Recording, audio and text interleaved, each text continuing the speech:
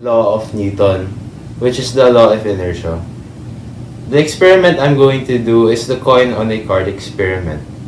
The purpose of this experiment is to show how actions and forces can manipulate an object at rest, and how it can change its current position and direction.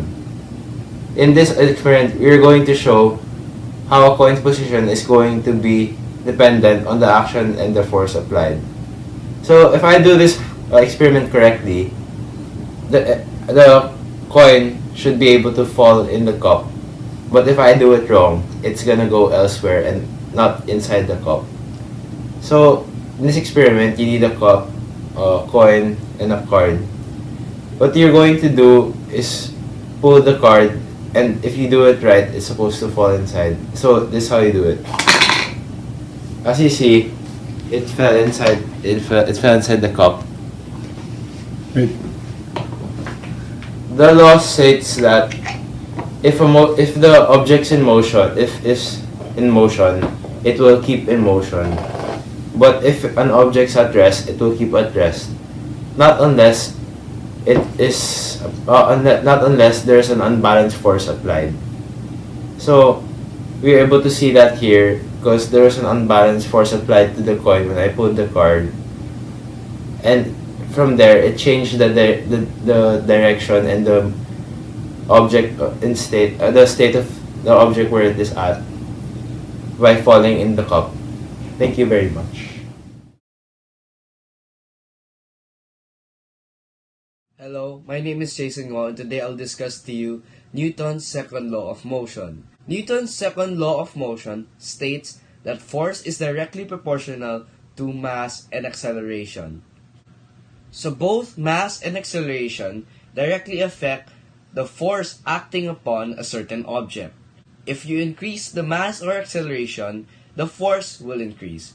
If we decrease the acceleration or mass, the force acting upon the certain object decreases. To show you guys how mass directly affects the force acting upon a certain object, I will show you an experiment called the crater experiment.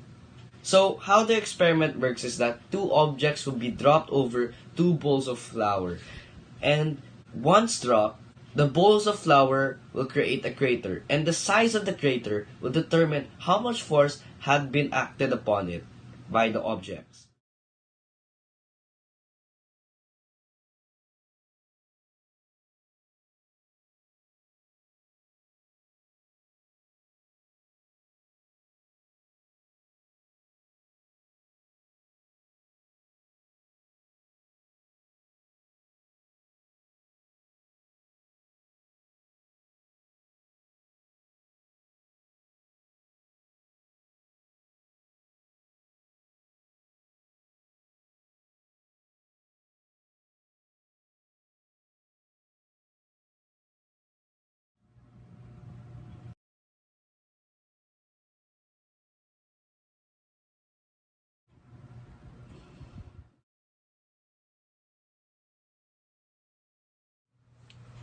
So I'll be dropping two things, the rock and the paper, to show you how mass directly affects the force acting upon a certain object.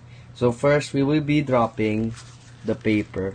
So over here, there's the camera recording. Up here, I'll be putting the dropping the paper at this height. So let's see how big of a crater it could reach.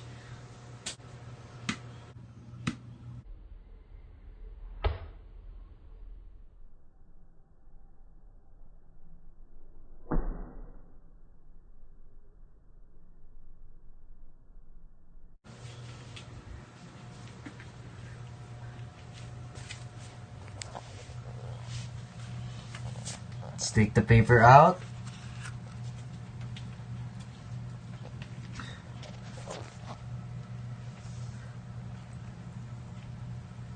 And let's measure.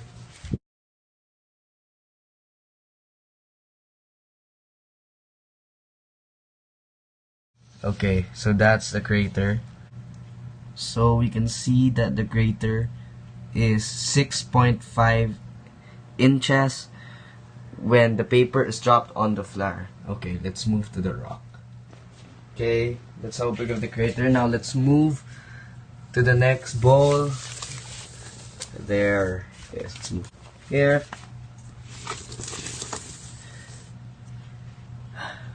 Alright. Let's get the rock. Hope it hits. Let's drop it. So we'll drop it at the same height. Let's see what happens. See what happens.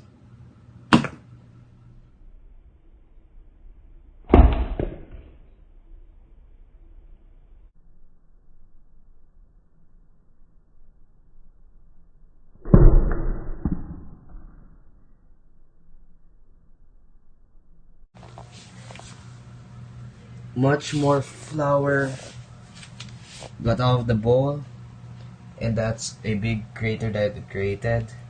So let's get the rock out. Okay, and let's measure it. Based from what I see, is 14 centimeters big. The results of this experiment tell us that mass directly affects force, as the mass of the rock, which is larger than the paper, was able to create a bigger force as its mass was bigger than the paper. Thank you for listening, and let's move to the next law.